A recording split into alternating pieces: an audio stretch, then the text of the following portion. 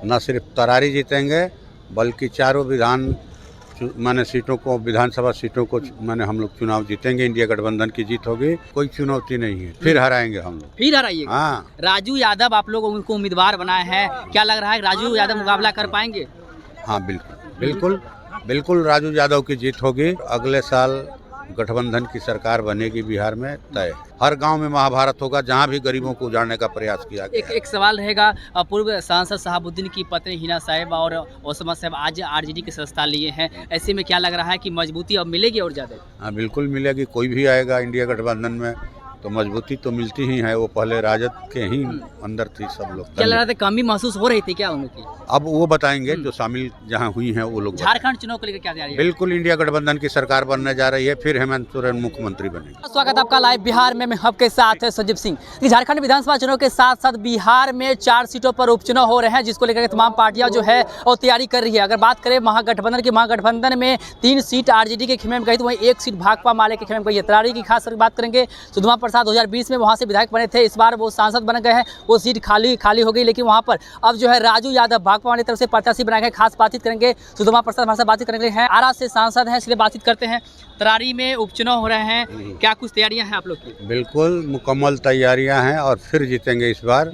न सिर्फ तरारी जीतेंगे बल्कि चारों माने सीटों को, विधानसभा सीटों को माने हम लोग चुनाव जीतेंगे। इंडिया गठबंधन की जीत होगी। ये सेमीफाइनल है और 2025 में फाइनल होगा। फिर हम इंडिया गठबंधन की सरकार बनाएंगे। लेकिन पिछली बार दूसरे स्थान पर जो प्रत्याशी रहे थे सुनील पांडे, निर्दलीय चुनाव लड़ रहे थे, इस बार उसी के बेटे हैं विशाल प्रशांत, बीजेपी के सदस्यता लिए हैं, बीजेपी की तरफ से ताल ठोक रहे हैं। कितनी चुनौती होगी? कोई चुनौती नहीं है। फिर हराएंगे हम लोग, फिर हराइएगा। हाँ। राजू यादव आप लोग उनको उम्मीदवार बनाए हैं, क्या लग रहा है राजू यादव मुकाबला कर पाएंगे?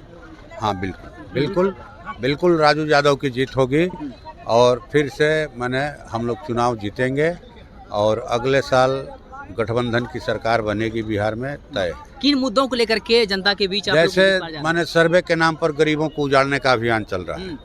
अब जैसे बहुत सारे माने टोले हैं गरीबों के, भूमिहीनों के, खास करके जो मांझी टोले हैं, मुसहर जाति के जो साथी बसे हैं भूमिहीन, उनके पास तो कोई पर्चा नहीं है, कोई कागज नहीं है, तो कहीं से दहा बहा के नहीं ना आए हैं, शरणार्थी नहीं ना है।